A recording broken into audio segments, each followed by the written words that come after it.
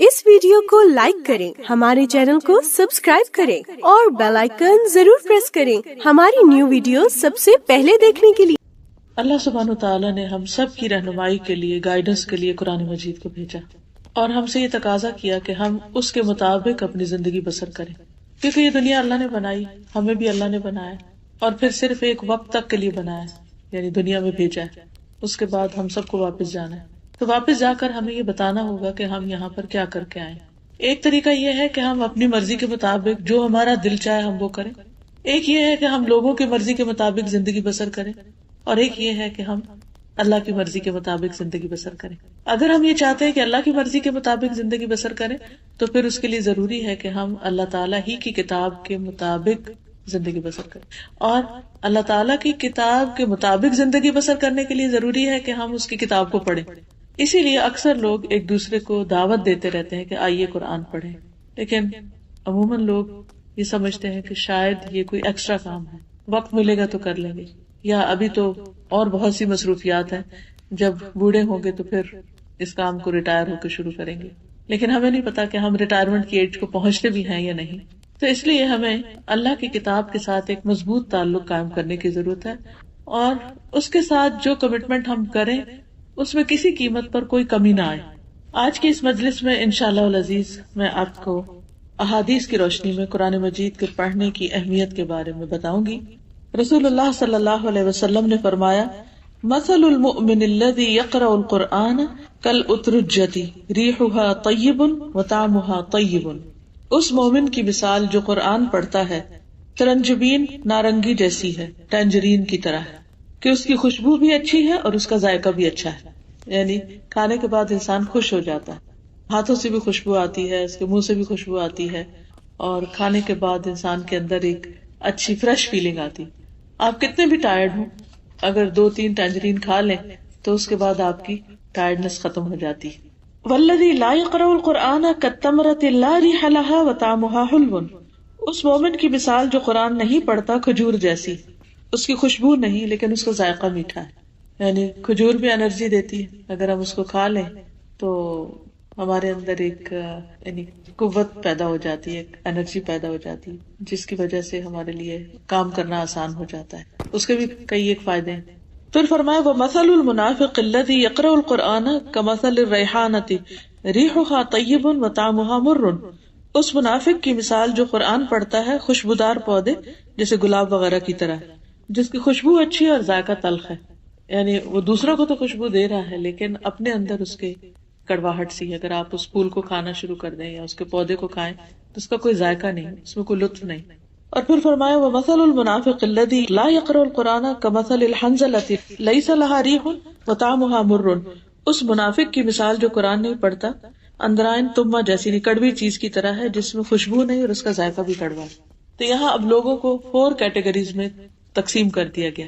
پہلی کیٹیگری کے لوگ جو مومن ہیں، ایمان بھی رکھتے ہیں اور اس کے ساتھ قرآن بھی پڑھتے ہیں، ایسے لوگوں کے ساتھ آپ ملاقات کریں تو ان سے مل کر بھی آپ کو خوشی ہوگی اور ان سے آپ کو اچھی بات لے کے نکلیں گے، کیونکہ ان کے پاس قرآن کی وزڈم ہے۔ ایسے لوگ اپنے ماحول کے لیے خوشی کا باعث ہوتے ہیں، اپنے لیے بھی اور دوسروں کے لیے بھی۔ جیسے پہلے میں نے عرض کیا کہ اگر آپ بہت بھی تھکے ہوئے ہوں تو 2-3 ٹینجرین کھانے سے آپ کی ساری تھکاوٹ دور ہو جاتی، آپ کی آنکھیں کھلنے لگتی ہیں، آپ کے اندر لگتا ہے کسی نے ایک روح ڈال دی۔ اسی طرح آپ روحانی طور پر، ذہنی طور پر کتنے بھی تھکے ہوئے ہوں، لیکن اگر آپ قرآن مجید کے کچھ حصے کی تلاوت کر لیں یا اس کو سن لیں یا اس کو پڑھ لیں، اس کو سمجھ لیں، تو آپ کی روحانی تھکاوٹ دور ہونے لگتی۔ اور جب آپ کی اپنی تھکاوٹ دور ہوتی ہے تو آپ کام ڈاؤن ہوتے ہیں، جب آپ کام ڈاؤن ہوتے ہیں تو پھر آپ کا معاملہ دوسروں سے بھی اچھا ہونے لگتا ہے۔ جب دوسروں کے ساتھ آپ اچھے ہوتے ہیں تو ان کو آپ سے خوشی ملتی، جب آپ انہیں خوش کرتے ہیں تو جواب میں وہ بھی آپ کو خوش کرتے ہیں۔ لیکن اگر ہم قرآن مجید سے تعلق نہیں رکھتے تو اس کی بھی آگے مثال بتائی گئی کہ جس دل میں قرآن نہیں وہ ویران گھر کی طرح ہے جو بے آباد ہو۔ دوسری بات یہاں یہ بتائی گئی کہ جو قرآن نہیں پڑھتا لیکن ہے ایمان والا تو وہ ہے تو میٹھا لیکن اس کی کوئی خوشبو نہیں، یعنی وہ اپنی ذات میں اچھا بھی ہو سکتا ہے لیکن اس سے دوسروں کو کوئی زیادہ فائدہ نہیں پہنچتا۔ اپنی ذات میں کس طرح اچھا ہے کہ وہ نماز پڑھ لیتا ہے، روزہ رکھ لیتا ہے، اپنے آپ کو فائدہ پہنچا رہا ہے، لیکن دوسروں کو فائدہ نہیں پہنچا رہا. کیونکہ قرآن مجید ایک دعوت کی کتاب ہے کہ جس میں جو کچھ ہم سیکھتے ہیں ہم پر ایک لازم ہو جاتا ہے کہ اس کو ہم دوسروں سے بھی شیئر کریں. تو خوشبو جو ہوتی ہے وہ پھیل جاتی ہے. اسی طرح قرآن پڑھنے کے بعد انسان آرام سے نہیں بیٹھ سکتا, وہ لازماً دوسروں کی خیر اور بھلائی سوچنے لگتا ہے کہ ان کو میں کیسے فائدہ پہنچاؤں. پھر انسان خود غرض ہو کے صرف اپنے لیے نہیں جیتا, اسے دوسروں کی بھی فکر لگ جاتی, اپنے بچوں کی فکر لگ جاتی, اپنے ہسبینڈ کی لگتی ہے, اپنے بہن بھائیوں کی, اپنے رشتے داروں کی, سارے انسانوں کی لگ جاتی. تو ایسا انسان سب کی خوشی اور سب کی آخرت کی بھلائی کا باعث بنتا ہے اور دنیا میں بھی دوسروں کو خیر پہنچاتا ہے. تو اب ہمیں یہ ڈیسائیڈ کرنا ہے کہ ہم کون سے مومن بنے, وہ جو خوشبودار ہیں یا وہ جو صرف خود غرض ہیں. پھر تیسری مثال ہے منافق کی, کیونکہ منافق بھی اپنے آپ کو بظاہر مسلمان کہتے ہیں. تو وہ اگر قرآن پڑھتا ہے اور خود اس پر عمل نہیں کرتا تو وہ پھول کی طرح ہے, دوسروں کو تو خوشبو دے رہا ہے لیکن خود اس کو اس قرآن سے کوئی فائدہ نہیں. تو ہمیں یہ بھی دیکھنا ہے کہ ایسا نہ ہو کہ ہم قرآن پڑھتے پڑھاتے رہیں اور خود ہمارے اپنے اندر کوئی سکون نہ ہو, کوئی خوشی نہ ہو, کوئی عمل نہ ہو, کیونکہ ہمیں فائدہ اسی وقت ہوگا جب ہم اس پر عمل کرنے والے ہوں گے.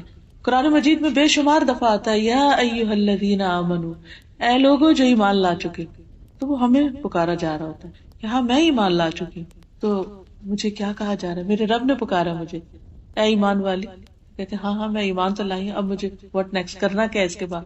تو پھر حکم ملتا ہے, پھر اس پر عمل کرنا ہوتا ہے. لیکن اگر ہم صرف اس کو پڑھنے پڑھانے کی کتاب بنا لیتے ہیں کہ تلاوت کر رہے ہیں, یا اس سے کوئی دنیا کی مصیبت آ گئی تو دور کر رہے ہیں, یا کوئی فوت ہو گیا تو بس اس وقت پڑھ رہے ہیں, لیکن وہ کیا کہہ رہے ہیں خود اس کے ٹوٹل اپوزٹ جا رہے ہیں. مثلاً اس میں لکھا ہے کہ اقیم الصلاۃ, نماز قائم کرو, اور ہم نماز کو قائم نہیں کر رہے, ویسے ہی بس 2-4 ٹکرے مار لیتے ہیں. تو پھر وہ طریقہ زندگی درست نہیں.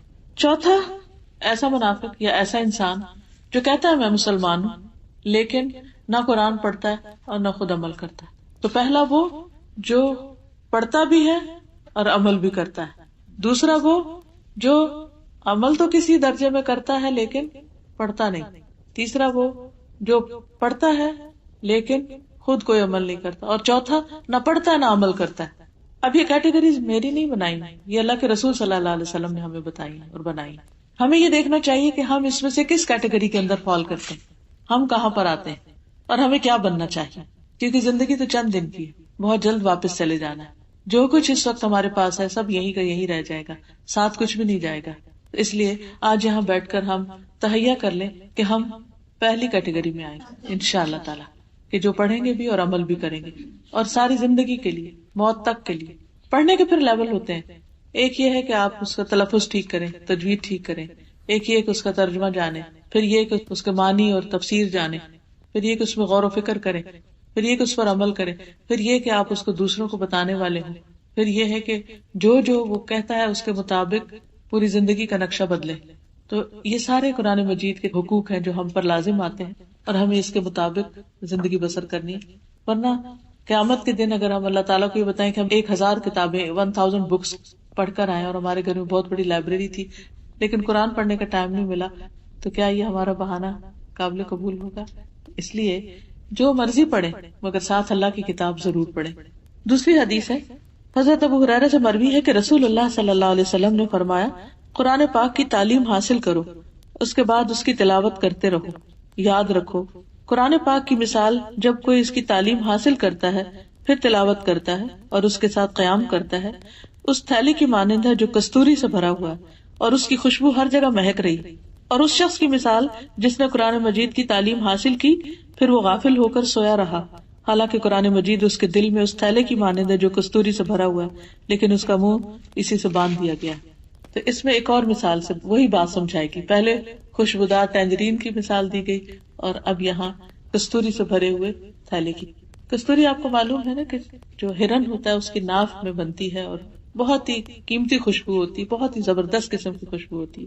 تو عام طور پر جو خوشبو ہوتی ہے اگر لیکوڈ فارم میں ہو تو بوٹل وغیرہ میں ہوتی ہے اور اس کا ڈھکن وغیرہ بند ہوتا ہے, لیکن اگر اب وہ سالڈ فارم میں ہو تو عموماً لوگ اس کو تھیلیوں میں رکھتے ہیں. اور جب خوشبو تھیلی میں رکھی جاتی ہے تو وہ ضرور اس میں سے نکلتی رہتی ہے. تو جو مومن قرآن پڑھتا ہے اور پھر اس کو پڑھتا بھی ہے اور اس پر عمل کرتا ہے تو گویا اس کے پاس ہر وقت ایک خوشبودار تھیلی ہے جس کی خوشبو پھیل رہی ہے. اور جب خوشبو آپ کے پاس ہو تو وہ آپ کو بھی فائدہ دیتی، اور پھر یہ ہے کہ آپ کے عمل میں جھلک رہی ہو. ضروری نہیں ہوتا کہ قرآن پر بڑے بڑے لیکچر دیے جائیں تو تبھی خوشبو پھیلتی. جب آپ تھوڑا بھی پڑھیں لیکن ساتھ ساتھ اس پر عمل کرنے والے ہوں تو اس کی خوشبو سے دوسرے خود بہت فائدہ اٹھاتے ہیں. اب آپ دیکھیے کہ ہم اکیلے تو کہیں رہ نہیں سکتے، ہمیں اپنے گھر والوں کے ساتھ، بچے، شوہر، بہن، بھائی، رشتے دار، سوشلائزنگ ہماری ایک ضرورت ہوتی ہے، لوگوں سے ملنا جلنا. تو مختلف طرح کے لوگ ہوتے ہیں. کچھ لوگوں سے آپ ملتے ہیں تو آپ کا دل خوش ہو جاتا ہے، کچھ لوگوں سے آپ ملتے ہیں تو آپ الٹے بیزار ہوتے ہیں. کچھ لوگ ملتے ہیں تو وہ آپ کو اچھی کوئی بات کریں گے، آپ کا دل خوش ہو جائے. کچھ لوگوں سے آپ ملتے ہیں تو ضرور کسی کی غیبت کریں گے یا ضرور کوئی بری بات کریں گے جس سے آپ کا دل بیزار ہوتا ہے. تو جو سچا مومن ہوتا ہے اس کا ذائقہ بھی میٹھا اور اس کی خوشبو بھی اچھی، اور وہ ایسے ہے جیسے ہر وقت خوشبو کا تھیلا لے کے پھر رہا.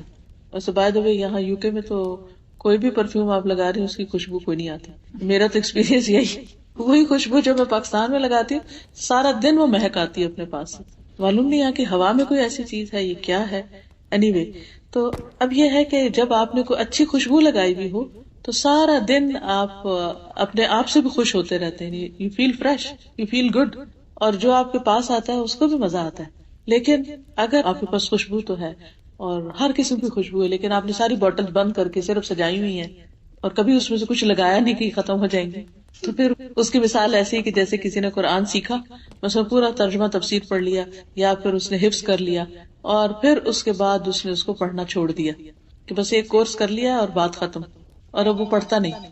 جیسے بازو ہوتا ہے نا، کسی آپ بیٹھ جا کے بس میں یا ٹیکسی میں سگریٹ کی اسمیل ہو تو وہ آپ کے بھی چلی جاتی ہے کپڑوں میں، اتنی طبیعت بے چین ہوتی. اسی سے ریلیٹ کر رہی تھی کہ اگر کسی ایسے انسان کے جس کا اچھا نہیں، ہاں اس نے قرآن پڑھا ہوا، یا آپ دیکھیں نا کہ ہاں اس نے قرآن پڑھا ہوا لیکن اگر وہ اس کو پڑھتا نہیں اور اس پر عمل نہیں کرتا تو اس نے گویا وہ تھیلا بند کر کے رکھا ہوا. یعنی قرآن مجید صرف پڑھنے کی کتاب نہیں بلکہ عمل کی کتاب ہے. عمل کریں گے تو خوشبو پھیلے گی. خود بخود انسان جج کر لیتا ہے کہ یہ شخص دوسروں سے مختلف ہے. دیر از سم تھنگ اسپیشل، چاہے کوئی نہ بھی بتائے، کیونکہ اس کا رویہ، اس کا میل ملاپ، اس کی مسکراہٹ، اس کے چہرے کے تاثرات، وہ ساری چیزیں فرق ہو جاتی ہیں.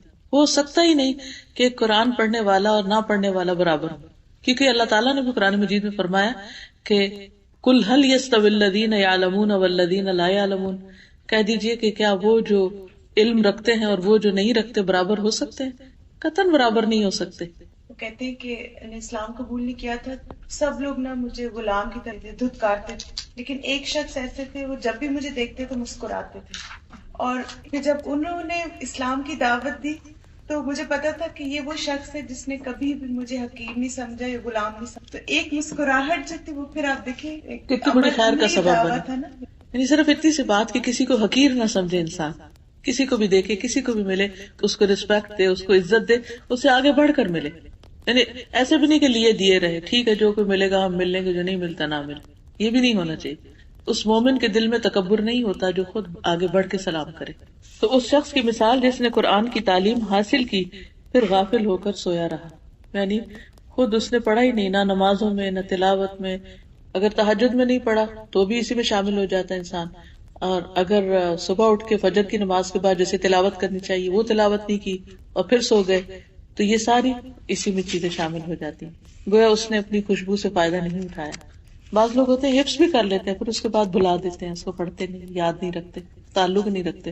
جب ہم نے تفسیر سنی نا، جب سورۃ خاص طریقے ہیں جس کے بعد کا پڑھا ہوا قرآن جو ہے اللہ سبحانہ تعالیٰ کو پھر تو تب سے اب زیادہ جیسے انشاءاللہ پڑھ کے بعد قرآن. اور ویسے بھی ان قرآن الفجر کان مشہودا. آپ میں سے کوئی کچھ کہنا چاہے؟ ہاں بات کی. یعنی وہ رونق اور وہ انرجی نہیں ملتی، وہ سکون اور خوشی نہیں ملتی. جیسے یہ چیز فطرت میں بھی ہے نا کہ پرندے جتنے ہیں، آج کوئی مجھے بتا رہا تھا کہ ان کا طوطا ہے اور وہ صبح سویرے سب سے پہلے اللہ اللہ کرتا ہے. انہوں نے اس کو لفظ اللہ سکھا دیا ہوگا اور وہ ارلی مارننگ اللہ کا نام لیتا ہے. تو چلو طوطا تو بول کے اللہ کر رہا ہے، لیکن اللہ تعالیٰ فرماتے ہیں کہ وہ مِن شَيْءٍ إِلَّا يُسَبِّحُ بِحَمْدِهِ، کوئی چیز ایسی نہیں کہ جو اللہ کی تسبیح نہ کر رہی، ہر چیز اللہ سبحانہ تعالیٰ کی تسبیح کر رہی. جی اس وقت بھی پڑھ سکتے ہیں، اس وقت بھی پڑھ سکتے ہیں. دن کے کاموں کا آغاز جو ہے وہ اللہ کی کلام سے ہونا چاہیے. یعنی اس سے پہلے کہ آپ اور کوئی کام شروع کریں پہلے آپ پڑھ لیں. اگر آپ کے پاس اس وقت بہت وقت نہیں بھی تو بھی کم از کم اس کو کھولیں اس کو دیکھیں اور ایک صفحہ پڑھ لیں، 2 پڑھ لیں، زیادہ پڑھ لیں. اور اگر آپ پڑھتے رہیں تو آپ کی سپیڈ خود بخود زیادہ ہو جائے گی. شروع میں گھبراہٹ ہوگی، اور اگر آپ سمجھتے ہیں کہ آپ کی ابھی تک کچھ غلطیاں بھی ہیں تو کچھ پڑھنے کے بعد آپ کسی بھی اچھے قاری کی، جیسے ابھی ہم نے ڈفرینٹ تلاوتیں سنی ہیں، وہ لگا کے انگلی ساتھ رکھ کے تو غور کرتے جائیں الفاظ کے اوپر، اور بغیر آواز کے منہ کو ساتھ ساتھ ہلاتے جائیں. تو اس سے بھی اگر کوئی اور ٹیچر میسر نہیں تو انشاءاللہ تعالیٰ آپ بہت اچھی طرح سیکھ جائیں گے اس سے. یعنی وہ سن کے، کیونکہ لسننگ سے انسان کی ریڈنگ امپروو ہوتی. جی ہاں، اس میں یہ ہے کہ جیسے سورت واقعہ کے بارے میں جو حدیث ہے وہ تو ضعیف ہے، مگر سورت ملک آپ پڑھ سکتے ہیں. اسی طرح جمعے کے دن سورت الکہف ہے. لیکن صبح کے وقت یہ جو ہمارے کلچر میں عام ہے، سورت یاسین اور سورت رحمان وغیرہ ریگولرلی پڑھنے کی، اس کی کوئی دلیل نہیں. صبح کے وقت شروع سے لے کے قرآن مجید آخر تک سال میں کم از کم ایک دفعہ ضرور ختم ہو جانا چاہیے. سورت البقرہ سے پڑھ کے الناس تک، رمضان تک ایک پڑھ لیں اور پھر رمضان میں ایک اور. یہ منیمم ہے، بیر منیمم. اس سے زیادہ جتنا بھی چاہیں آپ پڑھیں. یہ جو پارے بنے ہیں 30، تو یہ سہولت کے لیے بعد میں بنے. نبی صلی اللہ علیہ وسلم نے پارے نہیں دیے ہمیں. یہ کس لیے؟ تاکہ ہر روز ایک پارا پڑھتے پڑھتے مہینے میں ایک ختم کر دیا جائے. پھر اسی طرح منزلیں ہیں، تو جو لوگ منزل کے نشان سے پڑھیں وہ ہفتے میں ایک دفعہ ختم کر لیں. اور ویسے یہ کہ 3 دن سے کم میں نہیں ختم کرنا چاہیے. 10 پارے کو پڑھے تو 3 دن میں ہو جاتا ہے. اور وہ جہاں منزل کا نشان 7 منزلیں ہیں، جی ویک میں ہو جاتا ہے پھر. جی ہاں، لیکن یہ کہ وہ آپ شروع سے قرآن مجید شروع کر کے نشانی لگا کے وہ پڑھنا شروع کریں. جی رات کو تہجد میں قرآن مجید اگر زبانی یاد نہیں اور لمبی صورتیں بھی یاد نہیں تو آپ اپنے سامنے اسٹینڈ پر رکھ کر دیکھ کر بھی پڑھ سکتے ہیں. اور اس کی دلیل ہے حضرت عائشہ رضی اللہ تعالیٰ عنہا کے غلام تھے زکوان، تو ان کو حفظ نہیں تھا تو وہ دیکھ کر پڑھتے تھے مصحف سے. اس میں اگر آپ بڑا قرآن مجید لے لیں نا کہ جس کے ایٹ لیسٹ 2 بڑے بڑے پیج ہوں، تو ایک رکعت میں ایک پیج پڑھ لیں، دوسرے میں دوسرا پڑھ لیں، اور پھر جب اگلی دفعہ اٹھیں تو پھر ایک ایک پیج پڑھ لیں. کر سکتے ہیں جتنی کم سے کم حرکت ہو. بس اس طرح ہے کہ ایک دفعہ ایسے سے ایسے کر لیں، لیکن اٹھا کے ہاتھ میں آگے بھی دیکھنا پیچھے، یہ سب غلط، یہ نہیں ہونا چاہیے. ویسے آج کل سٹینڈ ملتے ہیں، مجھے نہیں معلوم یہاں ہے کہ نہیں، دبئی میں ملتے ہیں، میرے پاس ہے. اور جی آپ یہ بھی کر سکتے ہیں کہ جیسے یہ میز ہے اپنے لیول کے، جیسے ڈائننگ ٹیبل کے پاس اگر آپ پڑھ رہے ہیں یا کوئی بھی چیز جس پر آپ رکھ دیں، پاک صاف جگہ ہو، اور ایک ہاتھ سے بس لے کے پڑھ کے پھر رکوع میں جاتے ہوئے اس کو دوبارہ رکھ دیں. تو بس اس طرح بھی پڑھ سکتے ہیں اگر سٹینڈ نہیں ہے. لیکن دونوں ہاتھوں سے نہیں اٹھائیں، ایک ہاتھ سے اٹھائیں اور ایک ہاتھ ایسے بندھا ہو کہ آپ کا ہاتھ بھی بندھا رہے اور یہ بھی ساتھ پڑھ سکے. اس طرح بھی کر سکتے. جی اس کو دوبارہ یاد کرنا شروع کر دیں. اس کا علاج تو دوبارہ یاد کرنا ہے اور دہرائی کرتے رہنا ہے. اگر خدا نخواستہ دہرائی یا دوبارہ یاد کرنے سے پہلے موت آ گئی تب بھی اس کا شمار غافلوں میں سے نہیں ہوگا، کیونکہ اس نے اپنی مسٹیک کو مان لیا اور اپنی اصلاح شروع کر دی. پھر اسی طرح حدیث میں آتا ہے کہ وہ شخص جس کے دل میں قرآن پاک کا کچھ حصہ بھی نہیں، وہ اس گھر کی طرح ہے جو ویران ہو. دیکھیے کہ ویران گھر اور آباد گھر دونوں میں فرق ہوتا ہے. ویران گھر جو ہوتا ہے اس میں کوئی رہتا نہیں ہوتا، بند پڑا ہوتا ہے. جب وہ بند ہو جاتا ہے تو اس کے اندر ایک اسمیل پیدا ہو جاتی ہے، بازو کا جالے لٹکنے لگتے ہیں، بازو کا دیمک لگ جاتی ہے، اور اس کے اندر کسی کو بھی جانا بہت مشکل لگتا ہے. اسی طرح جو شخص قرآن نہیں پڑھتا اس کا دل ایسا ہی ویران ہو جاتا ہے. یعنی اس میں اداسی، بے سکونی، ڈپریشن، پریشانی، غم، فکر، افکار، وہ طرح طرح کے جالے لگ جاتے ہیں اور انسان کے اندر سے خوشی ختم ہو جاتی. تو اس لیے اپنے دلوں کو ویرانی سے بچانا چاہیے. جب آپ قرآن مجید پڑھتے ہیں تو پھر آپ کے اندر ایک نور جاگ اٹھتا ہے، سمجھے کہ آپ کی لائٹیں آن ہوگی. جو آباد گھر ہوتے ہیں ان میں لائٹس آن ہو جاتی ہیں، اس میں کھڑکیاں کھلتی ہیں، فریش ایئر ہوتی ہے اور ایک چہل پہل ہوتی ہے اور اس میں رہنے والوں کا دل لگتا ہے. ایسے ہی جو شخص قرآن پڑھتا ہے پھر وہ حشاش بشاش، خوش باش، فل آف انرجی، اور اس کا ہر وقت دھیان لگا رہتا ہے اس چیز میں کہ وہ کون سا اور اچھا کام کرے، اور زندگی کو ایک مقصد مل جاتا ہے. کیونکہ قرآن پاک ایسی چیز نہیں ہے کہ جو آپ نے کسی کھانے کی طرح اٹھائی اور کھا لی اور وہ آپ تھوڑی دیر کے لیے اچھا فیل کریں اور اس کے بعد چاہے طبیعت خراب ہو. ایسی چیز نہیں ہے. قرآن پاک تو آپ کو ساتھ ساتھ یہ بھی بتاتا ہے کہ اچھا واٹ نیکسٹ، اب کرنا کیا ہے. تو ہر روز ایک نئی امنگ شروع ہو جاتی، ایک نیا ولولہ، ایک نیا جذبہ اور ایک نئی سوچ آپ کو ملتی. یو کانسٹینٹلی گرو وتھ قرآن. جی آپ کچھ کہہ رہے ہیں؟ جی وضو کے بغیر اگر ہاتھ نہیں لگانے چاہیے تو اس کا جو عربک ٹیکسٹ ہے اس کو ہاتھ نہیں لگائے. یعنی یہ تو گتا ہے نا، تو اگر اس گتے کو ہاتھ لگائے یا کاغذ کا جو کنارہ ہے اگر اس وقت یہاں تک ہاتھ لگ گیا تو کوئی حرج نہیں ہے. آپ اس طرح یعنی اوپر انگلی نہیں پھیرے. جی تفسیر پڑھ رہے ہیں یا کچھ بھی کر رہے ہیں تو آپ عربک کو ہاتھ نہیں لگائے، آپ صرف نگاہوں سے دیکھنے میں کوئی حرج نہیں، اس کو پڑھ سکتے ہیں. ننگے سر اچھا پڑھنے کا تو پڑھ سکتے ہیں، جیسے آپ کچن میں کام کر رہے سر سے دوپٹہ اتر گیا، جیسے صبح شام کی دعائیں پڑھ رہے ہیں اس میں آیت الکرسی بھی ہے، معوذتین بھی ہے، تو آپ اگر اس کو پڑھ رہے ہیں تو کوئی حرج نہیں ہے. لیکن جب آپ عبادت کی غرض سے قرآن مجید کی تلاوت کریں تو اس کے ادب کا خیال رکھیں. اس سے یہ ہوتا ہے کہ جتنا زیادہ ایک ماحول بنتا ہے، آپ کے ماحول کا مطلب یہ کہ آپ کے اندر ایک فیلنگ آتی ہے کہ آپ ایک اسپیشل کام کر رہے ہیں، تو ہر اسپیشل اوکیزن کے لیے ایک ڈریس ہوتا ہے، تو اس سے آپ کی فیلنگ اور ہو جائے گی. اور اگر آپ سب کچھ اتار کے بس ایک عام دنیا کی کتاب کی طرح اس کو پڑھ رہے ہیں تو پھر اس کا وہ امپیکٹ نہیں ہوگا. ضرورتاً آگے پیچھے پڑھ سکتے ہیں، جیسے آپ نے ایک سورت حفظ کی ہوئی ہے، آپ کو بھول رہی ہے، آپ اس کو ریوائز کر رہے ہیں، پھر اس کے بعد دوسری کرنے لگتے ہیں، پھر آپ کو خیال آتا ہے اچھا میں وہ فلاں بھی کر لوں، تو آگے پیچھے ہو سکتی. یا جیسے نماز پڑھ رہے ہوتے ہیں ہم، تو اس میں ہم نے ایک سورت پڑھی، پھر ہم نے دوسری سورت پڑھنی ہے، تو بعض اوقات ہم آگے والی پڑھنے کی بجائے پیچھے والی پڑھ لیتے، اس کو کوئی حرج نہیں، پڑھ سکتے. جی تراویح میں پڑھ سکتے، لیکن اگر امام پڑھ رہا ہے تو پھر پیچھے نہ کھولے، ان کا سنیے، پھر صرف توجہ رکھیے سننے پر، پھر دیکھیے نا، کیونکہ اس کا نقصان یہ ہوتا ہے کہ وہ امام کہیں آگے پہنچا ہوا ہوتا ہے اور ہم پیچھے سے انگلیاں پھیر رہے ہوتے ہیں. یا اور دوسرا یہ کہ ہم تو بعض اوقات اس میں کانسنٹریٹ کر رہے ہیں اور جو ہمارے ساتھ کھڑا ہے وہ ڈسٹرب ہو رہا ہے. تو اس لیے میں اس کو ریکمینڈ نہیں کرتی ہوتی کہ تراویح میں پیچھے کھولا جائے.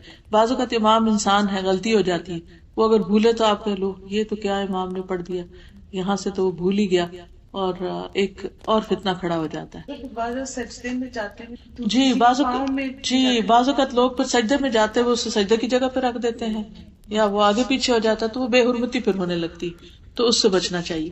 جی اگر ہم مسجد نہیں جا سکتے اور خود پڑھنا چاہتے ہیں تو خود ہم تراویح میں قرآن مجید سارا مکمل کر سکتے ہیں، اپنے طور پر خود ہی پڑھ کے کر سکتے ہیں. پھر اسی طرح یہ ہے کہ سورۃ البقرہ اور سورۃ آل عمران کا پڑھنے والا جو ہے اس کے لیے یہ صورتیں قیامت کے دن ایک صاحبان یا امبریلا کی طرح ہوں گی، یا ایک بادل کی طرح ہوں گی، یا پرندوں کے جھنڈ کی طرح ہوں گی. یہ ہم سب جانتے ہیں کہ قیامت کے دن سورج 1 میل کے قریب آ جائے گا، سخت گرمی ہوگی اور دھوپ ہوگی، اور ہر ایک پسینے میں ڈوبا ہوا ہوگا اپنے اپنے گناہوں کے مطابق. تو ایسے میں اس کو ایک سایہ چاہیے ہوگا. ایک تو اللہ سبحانہ وتعالیٰ کے عرش کا سایہ ہوگا، اور وہ خوش قسمت وہ لوگ ہوں گے کہ جن کی کچھ خاص دنیا میں خوبیاں ہیں. مسئلہ یہ ہے کہ عادل حکمران، کہ جو لوگوں کے درمیان جب فیصلہ کرتا ہے تو انصاف کے ساتھ کرتا ہے. پھر اسی طرح وہ نوجوان جس کی جوانی عبادت میں گزری. اکثر ہمارے بچے کہتے ہیں کہ آپ بھی تو ینگ ایج میں ایسی تھی نا، آپ نے اب سب کچھ کر لیا اور پھر اب ریلیجس ہو گئی ہیں، تو اب ہمیں آپ کہتے ہیں کہ آپ یہ سب کریں. تو آپ ان کو یہ حدیث سنایا کریں کہ اگر تم یوتھ میں اپنی یہ سب کچھ شروع کرو گے تو قیامت کے دن اللہ سبحانہ تعالیٰ کے عرش کے نیچے سائے میں جگہ ملے گی. پھر اسی طرح ایسا نوجوان جس کا دل مسجد میں اٹکا ہوا، یعنی اسے مسجد سے محبت ہو. پھر ایسا شخص کہ جس کو کوئی عورت برائی کی دعوت دے، یعنی ایسا مرد، لیکن وہ کہے کہ میں اللہ سے ڈرتا ہوں، یہ کہہ کے تو اس کی دعوت ٹھکرا دے، تو وہ بھی عرش کے سائے تلے ہوگا. پھر اسی طرح 2 لوگ جو اللہ کی خاطر آپس میں محبت کرتے ہوں، کہ بیچ میں کوئی دنیا کا لالچ نہ ہو.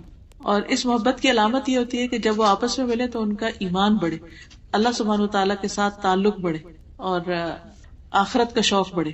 یہ اللہ کی خاطر محبت ہوتی. اور پھر ایسا شخص جس کا دائیں ہاتھ صدقہ کرے تو بائیں کو بھی نہ پتا ہو کہ کیا دیا دائیں ہاتھ نے. یعنی انسان نکالے اپنی جیب سے، بے حساب دے، خاموشی کے ساتھ دے، حتیٰ کہ جس کو دے رہا ہے اس کے ساتھ نظریں بھی نہ ملائے اور اس سے شکریہ بھی نہ چاہے، اور بھاگنے کی کرے وہاں سے. یا جیسے مسجد وغیرہ آپ جاتے ہیں، ڈونیشن باکسز ہوتے ہیں، تو اس میں بغیر گنے ڈال دیا کرے کہ اے میرے رب بس یہ میں نے تیرے ہاتھ پہ رکھے، مجھے نہیں پتا یہ کیا ہے، تو اسے قبول کر لے. تو ایسے لوگ بھی عرش کے سائے تلے ہوں گے جو اتنا خفیہ صدقہ کرے کہ کسی کو بھی نہ پتا ہو، ان کے ماں باپ کو بھی نہ پتا ہو، بچوں کو بھی نہیں، دوستوں کو بھی نہ پتا ہو، اور اس کو کہیں مینشن بھی نہ کرے. کیونکہ ورنہ کیا ہوتا ہے کہ ہم کچھ کر لیتے ہیں پھر دوسروں کو بتانے لگتے ہیں کہ ہم نے یہ کیا وہ کیا، کرا کے ضائع. تو کسی کو بھی نہ بتائے، یہ اس کا سیکرٹ اللہ کے ساتھ رہے، صرف اللہ تعالیٰ کو پتا. تو ایسے لوگ قیامت کے دن عرش کے سائے تلے ہوں گے. پھر یہ کہ عرش کے سائے کے علاوہ قرآن مجید کا سایہ ہوگا، اور جس میں خاص طور پر سورۃ البقرہ اور آل عمران کا سایہ. پھر اسی طرح مومن اپنے صدقے کے سائے میں ہوگا قیامت کے. ایک شخص تھے وہ جب بھی گھر سے نکلتے تھے کچھ نہ کچھ ضرور ساتھ لے جاتے تھے صدقہ کرنے کے. تو ایک دن جب انہیں کچھ بھی نہ ملا تو انہوں نے گھر سے پیاز دیکھا کہ گھر میں پیاز رکھا ہوا, وہی اٹھا کے جیب میں ڈال لیا کہ کسی کو پیاز ہی دے دوں گا, لیکن دینا ضرور ہے. تو یہ ایک شوق ہے نا جو انسان کو لگ جاتا ہے. اور ویسے بھی صدقہ جو ہے وہ بلاؤں سے بچاتا ہے انسان کو. تو ہر روز ہمیں عادت ڈال لینی چاہیے کہ کچھ نہ کچھ ضرور صدقہ کرنا ہے. اگر فوری طور پر انسٹنٹلی کوئی لینے والا نہ ملے تو پھر انسان کیا کر سکتا ہے کہ اپنے گھر میں کوئی باکس بنا لے یا کوئی جگہ بنا لے, وہاں ڈالتا جائے, اور جس دن مسجد جائے یا کہیں بھی چیریٹی کا موقع ہو تو وہاں نکال کے ساتھ لے جائے اور دے دے. لیکن ایوری ڈے صدقہ دینا چاہیے, کیونکہ انسان کی ایک تقدیر وہ ہے جو اللہ سبحانہ تعالیٰ نے اس کی پیدائش سے پہلے لکھی, پھر فرشتہ آتا ہے لکھنے, پھر اسی طرح لیلۃ القدر میں انسان کے اس سال کے فیصلے اس کے بارے میں ہوتے ہیں, اور پھر ہر روز بھی انسان کے لیے ایک نیا دن ہوتا ہے. کل یوم ہوا فی شأن. تو ہر دن کا جو آغاز ہوتا ہے وہ اللہ کے نام سے ہونا چاہیے, اور نیکی کے کچھ کام ضرور زندگی میں شامل کر لینے چاہیے, جیسے نماز تو فرض ہے ہی, پھر اسی طرح صدقہ خیرات, پھر ذکر, پھر قرآن کی تلاوت, پھر دوسروں کے کام آنا. تو یہ تمام چیزیں انسان کی آخرت کے لیے فائدہ مند ہیں. وہ لوگ بھی تنہائی میں ڈر سے روئے, جی, کہ ایک وہ شخص بھی جو تنہائی میں اللہ کو یاد کرے اور اس کی آنکھوں سے آنسو بہ پڑے, یعنی جیسے اللہ تعالیٰ سے اداس ہو گئے, جیسے یا اللہ تعالیٰ کا ڈر لگ گیا, یا اللہ تعالیٰ کی محبت دل میں ایسی آئی کہ اس کی وجہ سے اللہ تعالیٰ کی نعمتیں اور اللہ تعالیٰ کی جو قدرت کی نشانیاں ہیں ان کو یاد کر کے انسان رو پڑے. کہ ہر روز 2 فرشتے, ایک فرشتہ دعا کرتا ہے کہ یا اللہ والے کو اور دے اور روک لے. تو آپ نے کہا تھا ہر روز آپ لوگ صبح اٹھ تو کچھ نہ کچھ نیت ضرور کریں, چاہے کوئی اچھی بات سکھو یا صدقہ کرنا, تاکہ اس فرشتے کی دعا ہمیں. بالکل. پھر اسی طرح ایمان اور نفاق کی مثال ایک حدیث میں آپ صلی اللہ علیہ وسلم نے اس طرح بتائی کہ دل 4 قسم کے ہیں, یعنی ہمارے دل جو ہے انسانوں کے 4 قسم کے ہیں. ایک تو صاف دل جو روشن چراغ کی طرح چمک رہا ہو, جیسے سورۃ نور میں بھی آتا ہے کہ مثل نورہ کمشکات فیہا مصباح, کہ مومن کے نور کی مثال ایسے ہے جیسے ایک نیش ہو, ایک تاک ہو جس میں ایک چراغ رکھا ہو, اور پھر وہ چراغ جو ہے وہ چمک رہا ہو جیسے کچھ چمکتا ستارہ ہو. تو اسی طرح وہ مومن کا دل جو ہوتا ہے وہ چمکتے ستارے کی طرح ہے, ایک روشن چراغ کی طرح ہے کہ جس سے روشنی پھوٹتی ہے. دوسرا دل وہ ہوتا ہے جو ڈھکا ہوا ہوتا ہے, غلاف آلود ہے, یعنی کورڈ ہے. تیسرا دل ہے جو الٹا ہے, یعنی جیسے گلاس سیدھا رکھا ہوا نا, اور ایک یہ ہے کہ اس کو اپ سائڈ ڈاؤن کر دیا جائے. تو کچھ دل ایسے الٹے ہیں, ان میں کوئی خیر کی بات نہیں جاتی. اللہ سبحانہ تعالیٰ اس سے محفوظ رکھے, کیونکہ بعض لوگ وہی کتاب پڑھتے ہیں, وہی کلاس اٹینڈ کرتے ہیں یا وہی لیکچر سنتے ہیں تو ان کا دل بہہ پڑتا ہے, آنکھوں کے راستے آنسو جاری ہو جاتے ہیں. اور کچھ لوگ ایسے ہیں کہ یوں لگتا ہے کہ جیسے جو بھی انہوں نے سنا وہ بس چکنے پتھر کی طرح پڑا اور وہ گر گیا, کیونکہ دل جو ہے وہ الٹا ہوا ہوا, ہر چیز الٹی دیکھتے ہیں. وہ لوگوں کے رویے بھی ان کو برے لگتے ہیں, کوئی بات کرے اس کو الٹا ہی دیکھتے ہیں, یعنی ان کی غلط فہمی کبھی کوئی دور کر ہی نہیں سکتا. اور چوتھے وہ دل ہیں جو مکس ہے, مخلوط ہے, یعنی ان کے اندر کچھ اچھا ہے کچھ اچھا نہیں ہے. ٹھیک ہے, فرمایا جو پوری طرح نورانی ہے یہ مومن کا دل ہے, یعنی چمکتے چراغ کی طرح مومن کا دل ہے. دوسرا کافر کا دل ہے جو غلاف میں ہے, وہ جسے قرآن پاک میں آتا ہے نا کہ ان الذین کفروا سواء علیہم اانذرتہم ام لم تنذرہم لا یؤمنون, ختم اللہ علی قلوبہم وعلی سمعہم وعلی ابصارہم غشاوۃ, یہ پردے میں. تیسرا دل خالص منافقوں کا ہے جو جانتا ہے اور انکار کرتا ہے, جو الٹا ہے, یعنی سب پتا ہے لیکن کچھ قبول نہیں کرتے. چوتھا دل اس منافق کا ہے جس میں ایمان اور نفاق دونوں جمع ہے, یعنی کچھ اچھی بات بھی ہے اور کچھ نہیں بھی, لیکن وہ پوری طرح دین کی طرف نہیں آتا, 100% نہیں اس کے اندر داخل ہوتا. بس جتنا اس کی دنیا کو فائدہ پہنچتا بس اتنا دین لے لیتا ہے اور باقی نہیں ایکسپٹ کرتا. اور کس قدر ڈرانے والی بات ہے, یعنی بہت سارے لوگ دین کی بات, اللہ کی بات بس اس حد تک ایکسپٹ کرتے ہیں جس سے وہ کمفرٹیبل ہوں, یعنی کہیں پر بھی جہاں وہ سمجھے کہ ہم انکمفرٹیبل ہو رہے ہیں یا ہمیں اب چینج ہونا پڑے گا یا اپنی روٹین یا عادت یا اسٹائل, تو اس پہ وہ پھر کمپرومائز کر جاتے ہیں. جی, جہاں مفاد پہ زد نہ پڑتی. جی ہاں, کنارے پر رہ کر عبادت کرتے ہیں. بالکل صحیح. ایک اور مثال ہے ایمان کی اور منافقت کی کہ ایمان کی مثال اس سبزے کی طرح ہے جو پاکیزہ پانی سے بڑھ رہا ہو, یعنی بارش پڑتی ہے اور وہ اور بڑھتا ہے اور بڑھتا ہے. اور منافقت کی مثال اس پھوڑے کی طرح ہے جس کی پیپ اور خون بڑھتا ہی جاتا ہے، یعنی اس کا روگ بڑھتا چلا جاتا ہے. اب جو مادہ بڑھ جائے دوسرے پہ غالب آ جاتا ہے. بس میرا خیال ہے کہ اتنے ہی کافی ہیں. اللہ تعالیٰ ہمیں عمل کی توفیق عطا فرمائے. اگر آپ لوگ کچھ بھی کہنا چاہیں، کچھ پوچھنا چاہیں تو بات چیت کا موقع ہے تھوڑا سا. جی آپ پوچھیں.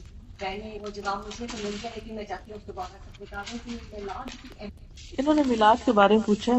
میلاد کہتے ہیں یوم ولادت منانا، یعنی اردو میں اس کا مطلب یہ ہے برتھ ڈے منانا. اگر دیکھا جائے تو اوریجنلی برتھ ڈے کا کانسیپٹ اسلام میں ہے ہی نہیں. اس کی وجہ یہ ہے کہ انسان جب پیدا ہوتا ہے تو اسی دن سے اس کا کاؤنٹ ڈاؤن شروع ہو جاتا ہے. بظاہر ہمیں لگتا ہے کہ ہم نے 1 سال گین کیا ہے، لیکن کم ہو رہا ہوتا ہے. تو خوشی کی بجائے اس پر انسان کو فکر کرنی چاہیے کہ اب پچھلے سال کی نسبت اس سال میری زندگی اور کم ہوگی اور کم ہوگی، وقت تھوڑا رہ گیا. تو اس پر وہ خوش نہیں ہو سکتا، اور نہ ہی یہ خوشی کا موقع ہے. بیسیکلی یہ تو ہے عام لوگوں کا برتھ ڈے. اور جہاں تک پروفٹ کا برتھ ڈے ہے صلی اللہ علیہ وسلم، تو ہمیں کوئی ایسی تاریخ، دن، وقت، جگہ نہیں ملتی تاریخ میں، سیرت میں، کہ جس میں آپ صلی اللہ علیہ وسلم نے اپنا کو برتھ ڈے منایا. اس کے بعد آپ نے صحابہ کے دور کو بہترین دور کہا، اس میں بھی کوئی ایک واقعہ نہیں. تیسرا دور تابعین کا ہے، کوئی واقعہ نہیں. اس کے بعد تبع تابعین. 3 صدیوں کو نبی صلی اللہ علیہ وسلم نے خیر القرون کہا تھا. ان 3 صدیوں میں ایک سنگل انسیڈنٹ بھی میلاد گاہ میں نہیں ملتا. نہ صرف یہ کہ پروفٹ کا نہیں ملتا، کسی کا بھی نہیں ملتا، ہے ہی نہیں کوئی ایسی چیز. یعنی کہ نبی صلی اللہ علیہ وسلم کی وفات کے کئی سو سال بعد یہ قصہ شروع ہوا، اور لوگوں نے اس کو ثواب سمجھ کر نبی صلی اللہ علیہ وسلم کی محبت کے طور پر یہ کام شروع کر دیا کہ نہیں، ہم اپنے بچوں کی نہیں مناتے، ہم اپنے ملک کا نہیں مناتے، تو ہم کیوں نہ پروفٹ کی بھی منائیں. اب یہ چیز ایسی شروع ہوئی، اور اس کے ساتھ پھر کھانا پینا اور سوشلائزنگ اور کئی چیزیں شروع ہو گئی، جس کی وجہ سے پھر وہ چیز بڑھتی چلی گئی. اور اب اس کو ایک ریچول سمجھ کے کیا جاتا ہے. میں ایک حدیث سنانا چاہ رہی تھی. نبی صلی اللہ علیہ وسلم نے اپنے حوض کے بارے میں فرمایا ہے. آپ نے فرمایا میرا حوض 1 ماہ کی مسافت کے برابر ہے، اور اس کے سارے کونے برابر ہیں، چکور ہے. یعنی قیامت کے دن حشر کے میدان میں جو آپ کا حوض ہوگا، حوض کوثر، اس کا پانی چاندی سے زیادہ سفید، اس کی خوشبو مشک سے زیادہ بہتر، اس کے کوزے یعنی کپس آسمان کے ستاروں کی طرح ہے. جو شخص اس سے پیے گا اسے کبھی پیاس نہیں لگے گی. آپ نے فرمایا میں حوض کوثر پر تمہارا پیش خیمہ ہوگا، یعنی پہلے پہنچوں گا، اور حوض کوثر کی چڑھائی اتنی ہے جتنی کہ ایلا سے جوفا کے مقام تک کا فاصلہ ہے. مجھے تم سے اس بات کا ڈر نہیں کہ تم میرے بعد مشرک بن جاؤ گے. میں اپنی امت سے یہ نہیں ڈرتا کہ جو ایک دفعہ ایمان لے آئے پھر وہ بتوں کی پوجا نہیں کر سکتا، لیکن مجھے تم سے اس بات کا ڈر ہے کہ تم لوگ دنیا کے لالچ میں آپس میں حسد کرنے لگ جاؤ گے اور آپس میں خون ریزی کرنے لگ جاؤ گے، جس کے نتیجے میں تم ہلاک ہو جاؤ گے جس طرح تم سے پہلے لوگ ہلاک ہوئے. عقبہ کہتے ہیں میں نے رسول اللہ صلی اللہ علیہ وسلم کو اس بات کے وقت آخری مرتبہ ممبر پہ دیکھا تھا. یہ آپ کی ایک طرح سے آفیشیل آخری نصیحت تھی. پھر آپ نے یہ بھی فرمایا کہ کچھ لوگ میرے پاس حوض پر آئیں گے تو ان کو روک دیا جائے گا. میں کہوں گا یہ میری امت کے لوگ ہیں، کیونکہ امتیوں کی پہچان کیا ہوگی کہ ان کے بازو، ان کے پاؤں، ان کا چہرہ چمک رہا ہوگا نمازوں کی اور وضو کی وجہ سے. تو آپ پہچان جائیں گے کہ یہ تو میری امت کے لوگ ہیں. تو بتایا جائے گا کہ آپ کو نہیں معلوم کہ انہوں نے دین میں کیسی کیسی نئی باتیں نکالی. تو آپ فرمائیں گے سحقن ان کو مجھ سے دور رکھو، دور رکھو. کیا ہمارا دین مکمل ہو چکا ہے؟ کیا نبی صلی اللہ علیہ وسلم نے ہمیں ہر نیکی کی ثواب کی بات بتا دی ہے؟ ہمارے اس پہ یقین ہے. تو آپ سے کچھ بھی چھوٹا نہیں. تو آپ نے ہمیں کوئی میلاد کا نہیں بتایا.